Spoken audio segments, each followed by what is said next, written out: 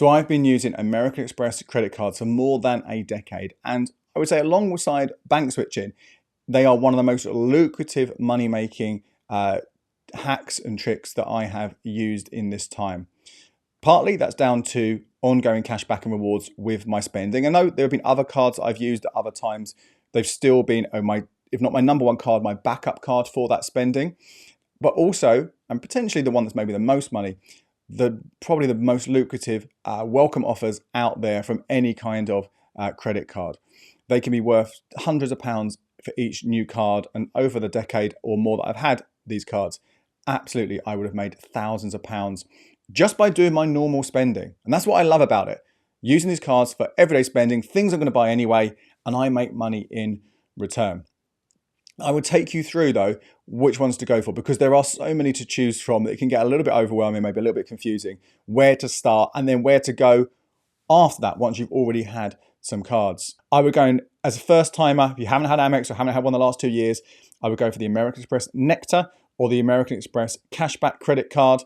Then, if you're willing to or want to or able to, after that, I would be looking at getting the American Express Platinum Boosted Welcome Bonus. And then after that, the British Airways Premium Plus Welcome Bonus.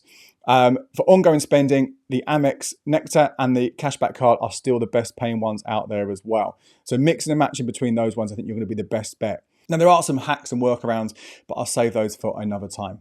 If you want more information about all of these cards and those special offers, don't forget becleverwithyourcash.com. We have all those latest deals listed there. Very, very quickly, I do want to touch on some of the credit card rules. I've mentioned these so many times before, but they are so vital that it's worth repeating them. First of all, make sure you go via an eligibility search before applying. So that could be directly with the American Express website. It could be via a comparison site, a third party. You want to make sure you are getting an idea of whether you'll get accepted or not before applying. If they say you aren't going to get it on this eligibility search, then do not apply, because that will be a rejection, which is not good for your credit report. Now, obviously, if they don't say 100% you will get it, if they say you've got, I don't know, a 5 out of 10, a 7 out of 10, a 2 out of 10, then obviously there's no guarantee you could still get rejected, but at least you have that information to help you decide whether to apply or not for that particular card. Secondly, I mentioned that how I use these just for my everyday spending.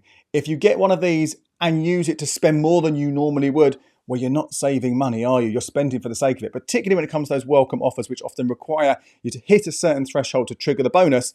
If you're just spending to get there, then that's obviously going to be counterproductive in the longer term.